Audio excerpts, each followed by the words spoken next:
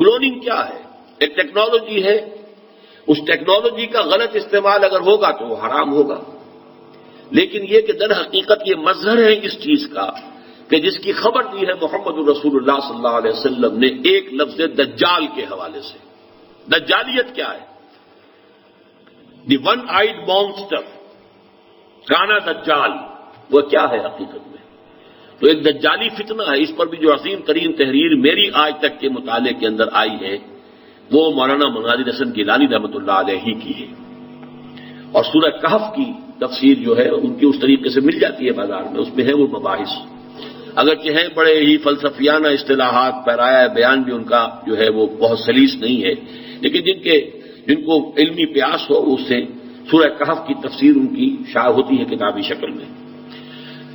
اصل میں خبر دی گئی ہے کہ انسان اپنے اس علم، اکتسابی علم کے حوالے سے اس درجے کو پہنچ جائے گا کہ وہ جو میں نے کہا تھا کہ جو ان سائنٹسٹ کے نزدیک اور جدید گمراہی یہ ہے کہ اللہ نے کچھ قوانین بنا دیے جن سے کائنات آپ سے آپ چل رہی ہے، تو اس میں تو کوئی شک نہیں اللہ نے قوانین بنائے ہیں، ان قوانین کی دریافت ہو رہی ہے، ڈسکور کیا گیا ہے۔ کوئی کشش ثقل زمین ہے، وہ بھی ہمیں معلوم ہے کہ کشش ثقل ہے، وہ زمین کی ہے، دریافت کی تھی، نیوٹن نے دریافت کی تھی، وغیرہ وغیرہ۔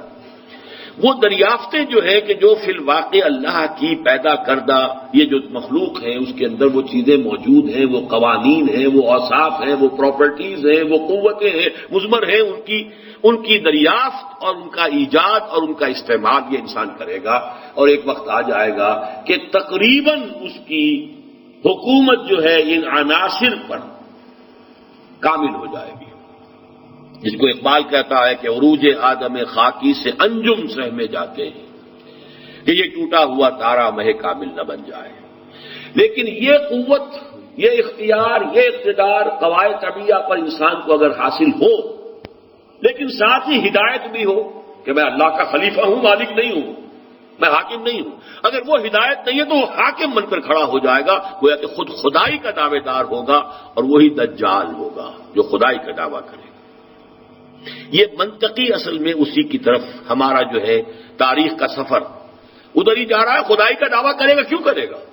زندہ کو مردہ کر دے گا، کہے گا بارش ہو جائے گی، کہے گا کہ اس صحرا کے اندر لہلہاتے ہوئے چمنستان ہو جائے، وہ ہو جائے گا، آنے واحد میں سفر کرے گا، مشرق سے مغرب میں پہنچ جائے گا، اس کی آواز پوری دنیا میں سنی جائے گی، سنی جا رہی ہے آج۔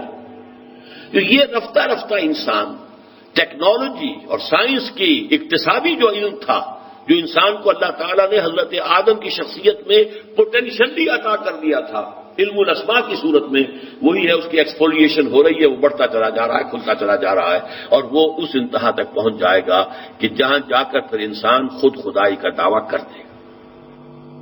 وہ دجالیت ہے۔ اگر اس کے ساتھ ہدایت موجود رہے کہ نہیں، حاکم حقیقی وہی ہے، میں امین ہوں، میں خلیفہ ہوں، اور اس کو اللہ کی مرضی کے مطابق استعمال کرے اس قوت کو، تو یہ خلافت ہے۔ یہ ہے در حقیقت انسان جدھر جا رہا ہے وہ دجالیت کی طرف جا رہا ہے۔ ساری جو اکتشافات خراب کاموں کے لیے استعمال ہو رہی ہیں۔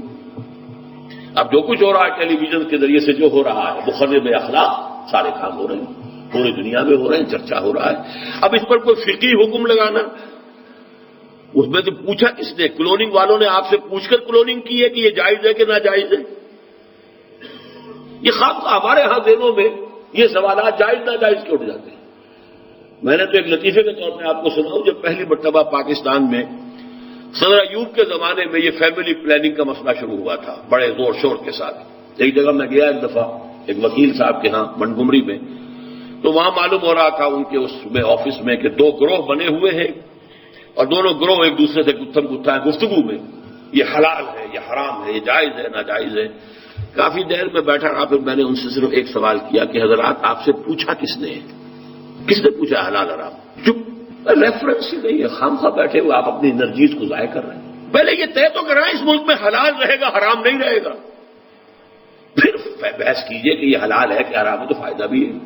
اکبر الہ آبادی نے بڑی خوبصورتی سے حرام اور حلال کو اپنے دو اشعار میں بیان کیا ہے۔ یہ کہتے ہیں اب لالۂ ذی وقار، یہ اردو ہندی کا جو جھگڑا چل رہا تھا اور یہ 20s اور 30s کی بات نوٹ کیجئے، آج کی بات نہیں ہے. یہ کہتے ہیں اب لالۂ ذی وقار کہ عربی حروف اب تو ہم پر ہے بار. یہ مسلموں نے آ کر ہم پر حکومت کر لی اور ہا اور قاف اور نہ معلوم کیا کیا ہمارے لیے مشکلات پیدا کر دی ہیں. یہ عربی حروف اب تو ہم پر ہے بار. کہاں کا حرام اور کہاں کا حلال ہٹے ہائے ہتی رہے رام لال. حرام میں سے ہے نکل گئی رام رہ گیا، حلال میں سے ہے نکل گئی لال رہ گیا. تو آپ نے حرام اور حلال کا پہلے فیصلہ تو کروائیں، قرارداد مقاصد کی تعمیل کا فیصلہ کریں، پھر سوچیں گے کیا چیز حلال ہے کیا حرام ہے.